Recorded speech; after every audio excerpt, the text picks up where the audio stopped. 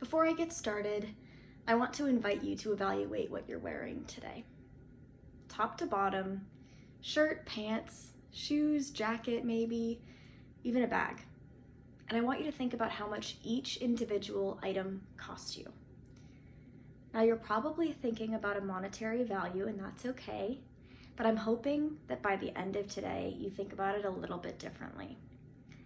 I'm going to be overviewing just how much power you have as a consumer and how you can be part of a positive change, both with our environmental global crisis as well as our economic state.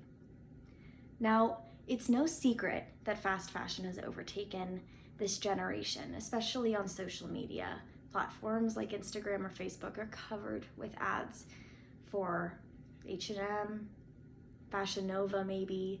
Princess Polly's one of the big ones we're hearing a lot about. And while it's extremely convenient, trendy, and cheap, it doesn't come without its consequences, and we would be negligent not to address them. In a study published by the Sheffield Business School in 2019, it was measured that the carbon footprint of textile shipping alone in 2015 was about 1.2 billion tons. Now that's more than combining international flights and maritime shipping.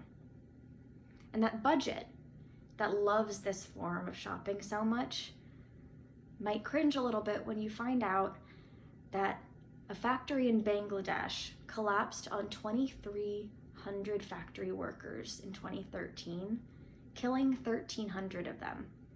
And they came into work simply because their wages were threatened. These mass production practices not only affect those that are making these items that we're purchasing at really low cost, but also the environment that's sourcing these raw materials. According to the Dressember Foundation, it takes almost 20,000 liters of water to produce a single t-shirt, and that t-shirt may only cost $25.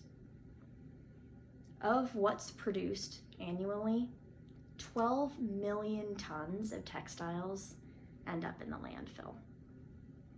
Now, at this rate, our consumption will double by 2030.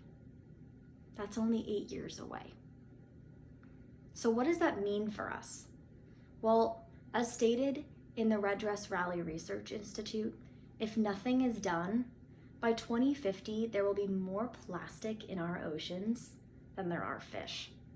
And it's not just the plastic water bottles that run up on the beach. There are microfibers of nylon and other plastics that are so small that we can't see them, that take from 200 to 1,000 years to decompose. And it's not staying within the ocean ecosystems. We're starting to see it show up in our own food processing plants. This is no longer simply a problem for our generation to fix.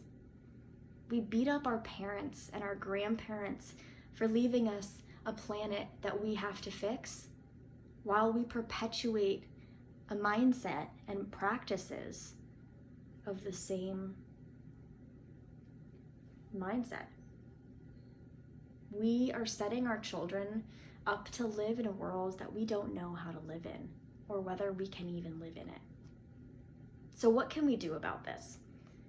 Now, your job as a consumer is to do what you can.